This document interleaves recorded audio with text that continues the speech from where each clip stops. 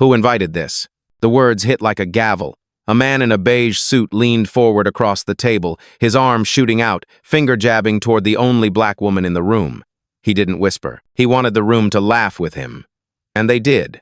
A ripple of smirks broke across a sea of tailored suits. Some crossed their arms with smug amusement. One man folded his lips in a practiced grin, like cruelty was just another negotiation tactic. A junior associate froze with his pen halfway to the page, unsure whether to look down or watch the spectacle. She didn't move. Her navy suit framed a stillness sharper than any retort. A leather bag rested at her side, untouched. In her right hand, a phone pressed to her ear, not in panic, not in excuse, but in command. Her posture made the pointing finger look frantic by comparison. The man's laughter rose again, theatrical, like a stage actor demanding applause. "This is a $5 billion negotiation, not a guest list mistake," his voice carried, scraping across glass and steel. Two colleagues behind him chuckled louder than necessary, desperate to prove allegiance. She blinked once, slow, the kind of blink that says, "I've seen this before." And then she spoke calm, measured, every syllable deliberate. "Proceed." The word wasn't for him, it was for the line open on her call. Her tone carried no tremor, no plea, just an order. Across the table, the laughter stumbled. One of the older men shifted in his chair, arms folding tighter, eyes narrowing. Something about her calm unsettled him more than any protest would have. The junior associate glanced around nervously, then toward her again. He whispered, barely audible, "I think I've seen her before." His hand slid toward his phone, not to check messages, but to record. The red light blinked alive, catching fragments of arrogance and disdain. She didn't stop him. She didn't stop anyone. She didn't need to, because the storm had already begun, and it wasn't hers, it was theirs. The laugh still hung in the glass walls, but the woman didn't rise to catch it. She let it echo, let it reveal more about them than it ever could about her. A silver-haired man in a charcoal suit leaned back, arms folded, voice smooth but cold. "This negotiation is for decision-makers, not visitors." The word visitors landed like a dismissal slip. Another chuckle rippled through the far side of the table. One man tapped his pen on the glass, sharp little strikes, like he was conducting the room's ridicule. A younger executive whispered something into his phone, smirking, clearly texting a joke about her presence. Still, she Saturday phone against her ear, eyes scanning documents she hadn't opened. Every second she didn't respond made their noise sound cheaper. "Do you hear me?" The man in beige barked again, his laugh thinner now, forced. "Security will escort you out if you don't leave." That was when a voice, quiet, almost reluctant, rose from the corner. I think I recognize her." The room stiffened. It came from the junior associate, the one with the blinking red light on his phone. His tone wasn't confident, but it was enough to break the rhythm. Heads turned toward him. He froze under the sudden attention, pen trembling in his hand. The beige-suited man snapped back, sharp. "You don't.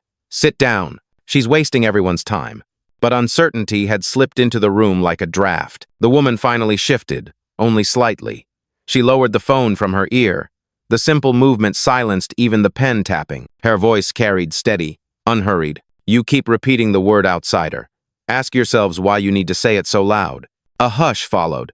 The words weren't shouted, but they cut deeper than the laughter ever had. The silver-haired executive leaned forward now, smile tight, almost diplomatic. "Look, these proceedings are delicate. We don't want distractions. Perhaps you could wait in the lobby until we're finished." It sounded polite, but everyone knew it wasn't. It was dismissal dressed as courtesy. She set the phone flat on the table. Her hand didn't tremble. Her gaze didn't waver. "I don't wait in lobbies." The beige-suited man slapped the table, trying to reclaim dominance. "This is absurd. You don't belong in billion-dollar talks." Papers jumped under the blow. A folder slid toward her, spilling charts and contracts across the polished wood. Pages fluttered in the air like an insult. The junior associate's camera caught every second. The shuffle, the slap, the smirk. His hand tightened around the phone. He wasn't sure why, but he knew this mattered. She didn't flinch at the papers, didn't look down, only looked up straight into the face of the man who had shouted first. And for the first time, his smile faltered. Because she hadn't raised her voice. She hadn't defended herself. She had simply made the room realize they were performing for themselves. And the performance was collapsing. The scattered papers hadn't even settled when another voice cut in, louder, sharper. She doesn't belong here. Call security now." It came from the far end of the table, a heavy-set man in a dark pinstripe suit. His cheeks flushed as if outrage alone proved authority. He reached across, snatched one of the fallen charts, and flicked it toward her like trash. The sheet skidded across the polished wood, stopping just short of her hand. The room inhaled together. A performance, rehearsed cruelty, but no one expected how brazen it had become. "Enough," he barked. "You're wasting a $1 billion morning. Get her out." Another man joined, emboldened. "This is a closed-door session, not a charity case. Escort her downstairs." The laughter that followed wasn't laughter anymore. It was armor, brittle and desperate. She didn't reach for the paper. She didn't defend herself. Her hands remained folded, her phone still resting on the table like an unopened verdict. The junior associate's red light blinked faster now. His lens caught the folder slap, the flying paper, the sneers.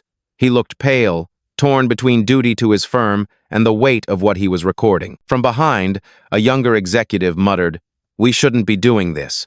His voice barely carried, but the silver-haired leader shot him a glare that welded his lips shut. The woman finally moved. She drew the chart closer with 2 fingers, glanced at it once, then placed it back into the folder with deliberate care as if she were tidying up their mess. Her voice was steady, low, but it cut through the room like glass breaking. "You keep proving the same point.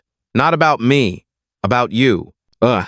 Silence clamped down. For a moment, even the tapping pen stilled. The beige-suited man scoffed, louder than he needed. "Spare us the riddles. You don't belong here, and you're done wasting our time." And then came the act that broke the air.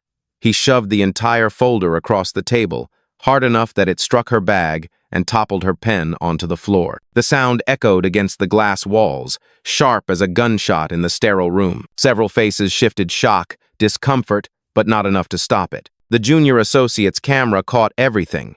His thumb trembled above the screen, but he didn't stop recording. She bent slightly, retrieved the pen, and placed it back beside the phone. Calm, precise. Then she lifted her gaze, slow and unflinching. "Are you finished?" Her question wasn't loud, but it hollowed the laughter out of the room. The man leaned forward, fist pressed into the table. "You don't give orders here." But the way his voice cracked betrayed him. The silence that followed didn't belong to them anymore. It belonged to her. The room still vibrated from the echo of that folder slamming against her bag. No one spoke. The laughter had bled out, leaving only the faint hum of the city beyond the glass. She didn't raise her voice. She didn't lean forward.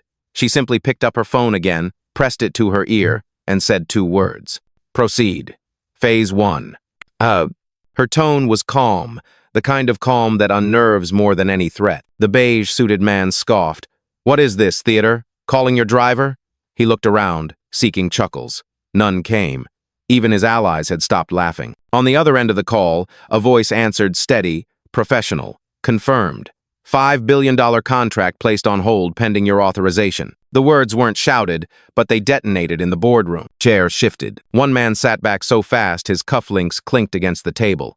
The silver-haired executive's jaw tensed, his practiced smile faltered. "You can't just—" he started, but the woman cut in, her gaze fixed and unblinking. "I don't bluff with billions."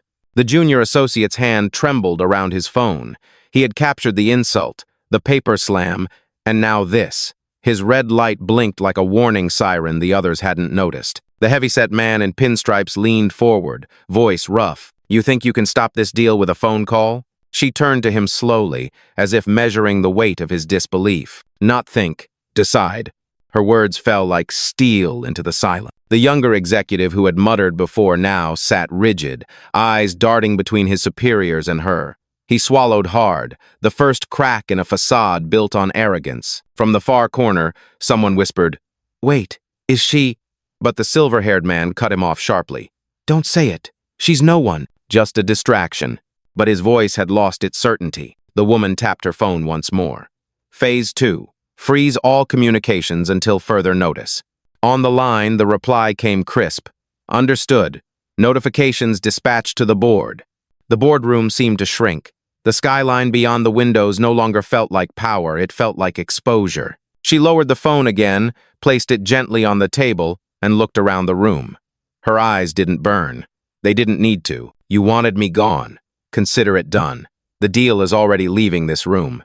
For the first time, no one spoke back. Not because they agreed, because they had realized the laughter had cost them more than they could ever afford. The silence pressed heavier than any insult. A $5 billion deal, frozen by a single sentence, now hung over the table like smoke that wouldn't clear. The men shifted in their seats, but no one dared speak first. Not until the junior associate lowered his phone, throat tight, voice breaking the air. I've been recording this. From the start. Every head snapped toward him. His cheeks flushed crimson, but he didn't look away. He held the device higher, the red light blinking like a beacon. You shoved papers. You mocked her. You tried to throw her out. His voice wavered, but each word carried. And now you've lost everything because you never even asked her name. The beige-suited man shot up, fury spilling. Turn that off right now. That's confidential property. But the associate didn't lower it. His hands trembled. Yes, but his voice grew firmer. No, this isn't confidentiality. This is humiliation, and I won't be complicit. Gasps cracked the room. For the first time, a fracture appeared not from her, but from within their own ranks. The silver-haired executive slammed his palm on the table. Sit down before you cost your career. The young man didn't sit. His jaw shook, but his words steadied. Maybe it's worth it. Because this, what you just did, everyone should see. She turned her gaze toward him, not with gratitude, but acknowledgement. Silent, steady, a recognition that his choice mattered. Across the table, another figure shifted. A younger executive, the one who had muttered doubt earlier, cleared his throat. His voice was barely above a whisper, but in the stillness it landed heavy. They're right. She's not wrong. We've crossed a line. The room stiffened again.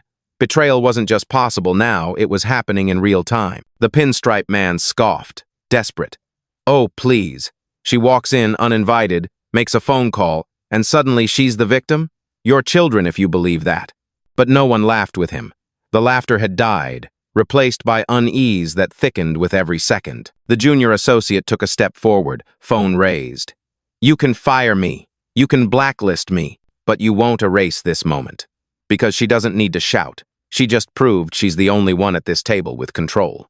His words hit harder than he realized. Because for the first time, the men who mocked were no longer performing for her, they were performing against the judgment of their own. And the room knew it. The fracture in the room widened. But cracks, when exposed, don't always lead to surrender. Sometimes they lead to fury. The silver-haired executive pushed back his chair, the scrape loud against the polished floor. His voice dropped low, each syllable clipped. This farce ends now. Security. He didn't need to shout, he pressed a button beneath the table. A soft chime echoed, a signal wired into the building's system. Within moments, the heavy glass doors at the far end of the boardroom began to slide open. 2 guards in navy uniforms stepped inside, their presence enough to tilt the room's balance. The men at the table straightened, relief washing over them like backup had arrived. Escort her out, the executive ordered. His smile returned, brittle but sharp. She's already wasted enough of our time. The guards moved forward, steady, professional. Not aggressive yet, but firm enough to signal inevitability. The junior associate swallowed hard, his phone still raised. You're making this worse, he said, voice thin. Everything's on record. The silver-haired man snapped back.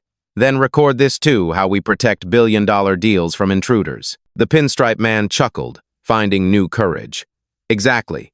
Let the camera roll. It'll show the world we take action. Their arrogance tried to reassert itself, heavy and loud, drowning out the unease that had just begun to surface. She didn't stand. She didn't move as the guards approached. She only shifted her phone closer, tapping the screen once. The faint click echoed louder than the guard's footsteps. Her gaze never left the executive. You've just triggered something you can't contain. The beige-suited man barked a laugh. What, another phone call? He leaned forward, almost gloating. Go ahead, dial your assistant again, but when you're outside this room, none of it matters. His words spilled bravado, but his eyes betrayed a flicker of doubt. The guards stopped at the edge of the table, waiting. They hadn't touched her yet. They looked at the executives, then at her, measuring the scene. The junior associate took a shaky step forward. Don't lay a hand on her. If you do, this isn't just arrogance anymore, it's assault. Sit down, the silver-haired executive barked. His composure cracked, voice slicing through the air like broken glass. This is company business, not your crusade. But the younger executive, the one who had whispered earlier, now spoke louder. His words shook, but they carried. Company business doesn't look like this. It looks like fear. And right now, you're the only ones afraid. The room froze. The insult wasn't shouted, but it landed heavier than the call for security. She leaned back in her chair, calm, unhurried. Good. Let them bring fear into the light. That's where truth survives. The guards hesitated. The executives fumed. And the balance of power tilted again this time, not by her voice, but by the silence that followed it. The air in the boardroom felt brittle, like glass on the verge of shattering. The guards hesitated, waiting for clarity, but the executives were too blinded by pride to see the danger. "Do it!" the silver-haired man snapped. His voice cracked, but his hand sliced the air with false authority. "Remove her now." One guard stepped forward, his shadow stretching across the table. The other followed, heavier, boots landing like gavels against marble. They weren't rough yet, but they didn't need to be. Presence was intimidation enough. The junior associate's voice trembled, but he stood anyway. "Stop. Don't touch her." The pinstripe man sneered. "Sit down, boy. You'll thank us when you still have a paycheck." The guard nearest her reached out, not a grab, not yet, but a hand hovering inches from her shoulder. And that was enough. Gasps broke from the younger executives. The junior associate's phone shook in his grip, red light burning. "You can't do this," he shouted. "She's not trespassing. You're the ones crossing the line." The guard's hand lowered closer, the moment stretching into unbearable silence. She didn't flinch, didn't recoil. Instead, she lifted her gaze and met his eyes, calm, steady. Her voice was softer than the chaos around her, but it carried further than the shouting. "Think carefully. The last thing you touch in this room may be your career." The words froze him mid-motion. His hand stopped just short of contact, fingers curling in hesitation. The silver-haired executive slammed his palm on the table again, desperate. "Do it! She doesn't belong here." Before he could finish, the younger executive who had spoken earlier rose to his feet. His chair screeched back, loud and defiant. "No, she does. I saw her name in the contracts. She's not an outsider." The boardroom fractured. The declaration split it down the middle. Some faces turned pale, others flushed in fury. The beige-suited man barked at the guards again, but the hesitation in their stance was undeniable. The weight of cameras, of witnesses, of words already spoken, it all pressed down on them heavier than the orders they'd been given. The woman leaned forward at last, her hand sliding the phone across the table. The device vibrated once, a confirmation chime. "You've done enough," she said quietly, "and it's all recorded." The pinstripe man tried to laugh, but it came out strangled. "What? You think anyone will believe your little act?" Her gaze locked onto him, unblinking. "They'll believe the evidence, and the evidence is sitting in every hand that dared to film." The junior associate raised his phone higher. Another executive discreetly tilted his device toward the table. The guards stepped back half an inch, not retreating, but no longer advancing either. The line had been crossed, and everyone knew it. The guards froze in their half-step, trapped between orders and hesitation. The executives seethed, but their power no longer filled the room. It leaked through cracks they couldn't seal. She slid the phone back into her hand, calm as ever, and tapped the screen once. Her voice carried steady, clipped, every word deliberate. "Log this moment. Timestamp, video sync, activate internal protocol." A crisp reply came from the other end, clear enough for every ear at the table to hear. "Confirmed. Protocol Alpha initiated. Contract freeze logged.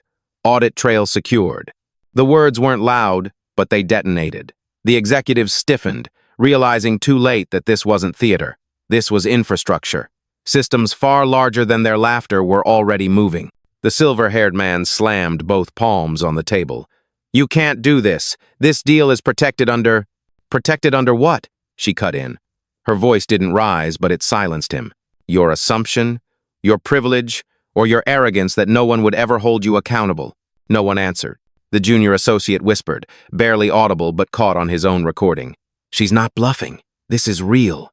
The pinstripe man tried to reclaim footing. "Even if you halt paperwork, the deal can't collapse on a whim." His words dripped with false certainty. "We'll sue. We'll recover damages."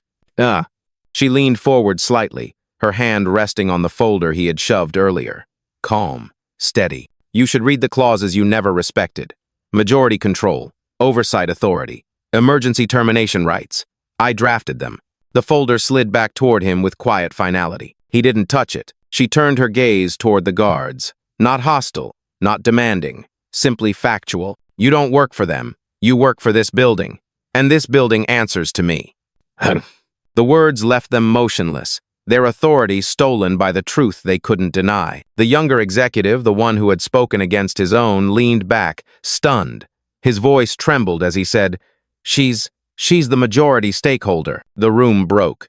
Faces drained. The junior associate's recording light blinked faster, catching every reaction, every unraveling mask. The beige-suited man barked, but his voice had lost weight. "You can't just walk in here and—" "I didn't walk in," she interrupted, steel sharpening each syllable. "I was seated here before you ever signed your first loan. The difference is, I don't need to be recognized to hold power, but today, you'll recognize it." A hush gripped the room, not the silence of arrogance, but the silence of men who had just realized the walls they built around themselves no longer belonged to them. Her phone vibrated again. She glanced once, then set it on speaker. A voice rang out, professional and cold. "All systems updated. Their accounts locked pending your review. Do you wish to proceed with termination?" The question lingered in the air, sharp and merciless. And for the first time, the executives didn't look like billionaires. They looked like men cornered in their own fortress. The speakerphone hummed, its question still hanging in the air. "Do you wish to proceed with termination?" No one answered, no one but her. She rose from her chair, slow and measured. The rustle of fabric was the only sound in the room. Every eye followed her, but for the first time, not with mockery, with dread. She placed both hands on the table, steady, claiming the space as hers. "You wanted me gone. You called me an intruder, a distraction, an outsider." Her gaze swept across the men who had laughed minutes earlier. "Correction. I am the majority stakeholder of this venture. I built the framework you're clinging to, and I hold the power you just mocked." Her words landed like hammer strikes. The silver-haired man tried to stand taller, but his shoulders sagged under the weight of her declaration. His lips parted, then shut again. Nothing came out. The junior associate caught every second, his recording now a witness not just to humiliation, but to history. The pinstripe man stammered, his confidence cracking. That's impossible.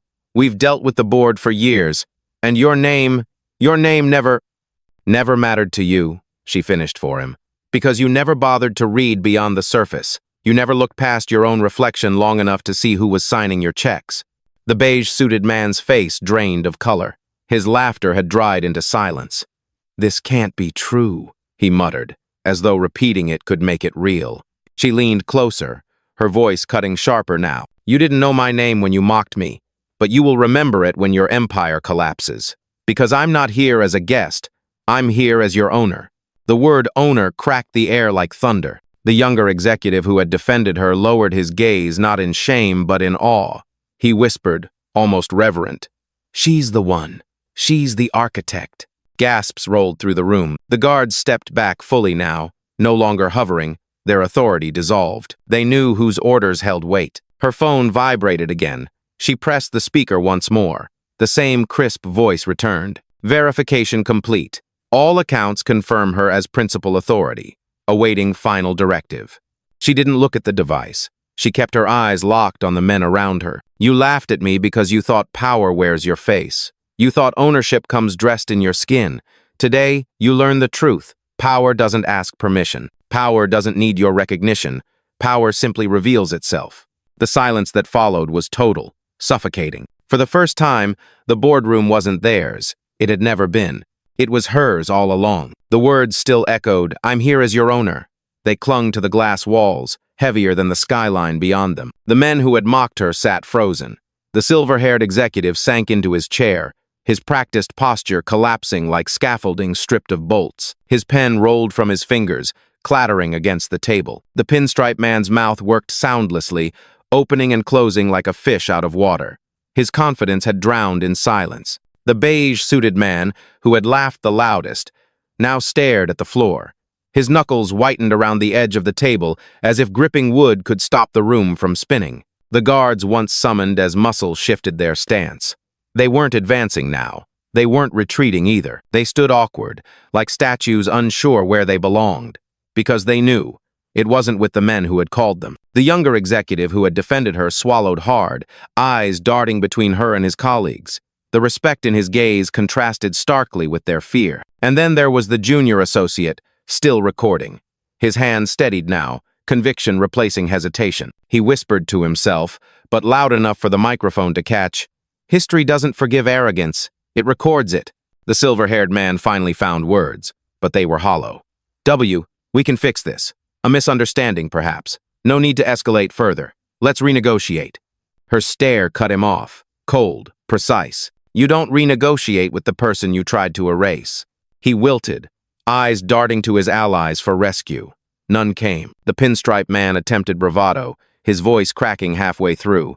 "If you terminate us, you'll destabilize the market. Investors will panic. You'll damage yourself too." She didn't blink. "I built myself from damage. Don't think I fear it now." The beige-suited man muttered, almost pleading.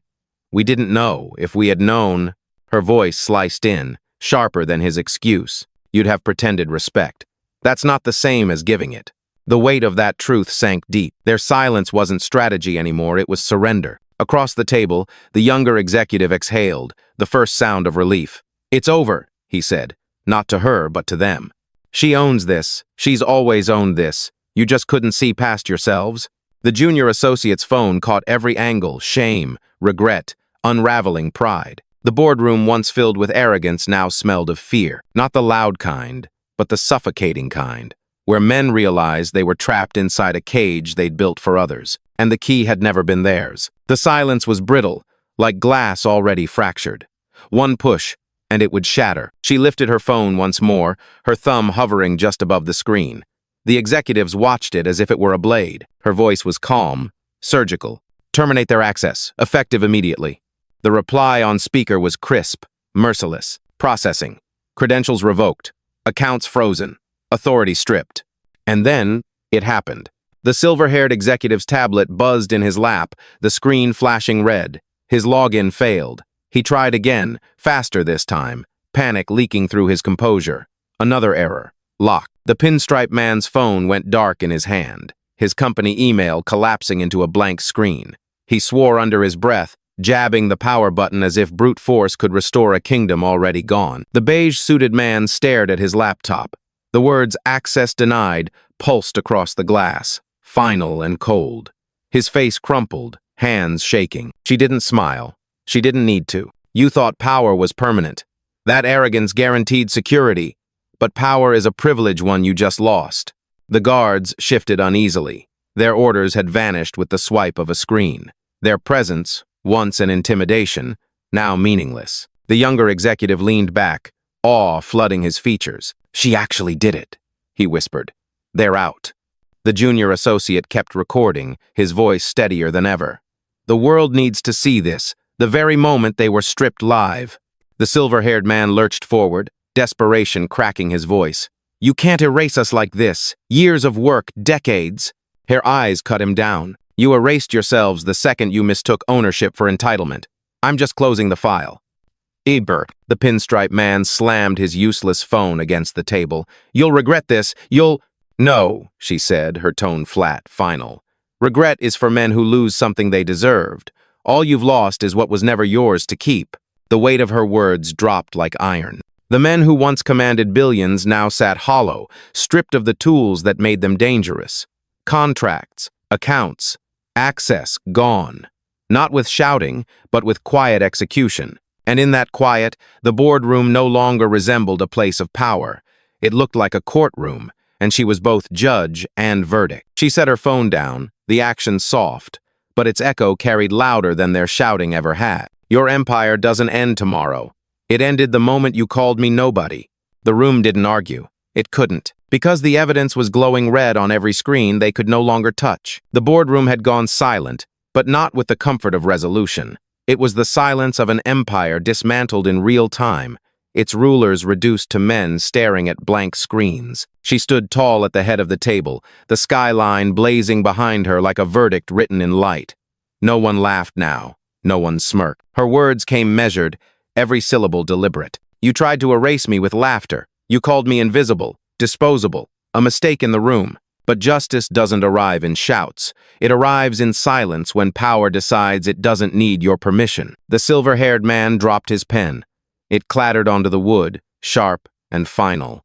The pinstripe man sat rigid, eyes unfocused, as if searching for an escape that no longer existed. The beige-suited man clutched his useless laptop, fingers trembling, whispering half-formed pleas that no one listened to. She turned toward the guards, calm, steady. "You may leave. Your presence is no longer required." They exchanged a glance, then stepped back, exiting without a word. Their silence spoke louder than orders. The junior associate lowered his phone at last, but not before capturing her final words. His eyes shone with the weight of what he'd witnessed. She addressed the room one last time. "Power isn't what you think it is. It's not inherited arrogance. It's not loud voices drowning out truth. Real power is the ability to end a game without raising your tone, and today I ended yours."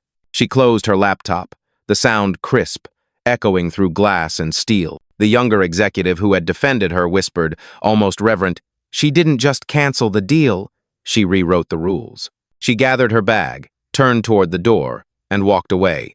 No rush, no performance, just footsteps, steady against the marble. Behind her, the men sat in ruins of their own making. Their empire didn't collapse with a storm. It collapsed with a whisper. At the threshold, she paused, her silhouette framed against the city. Her final words didn't need volume, they carried like judgment. "You thought I needed recognition, but I am the result you can't deny." And then she left. The camera caught it all. The humiliation, the revelation, the end. And for everyone who would watch, the message was clear. Dignity doesn't shout, it simply decides.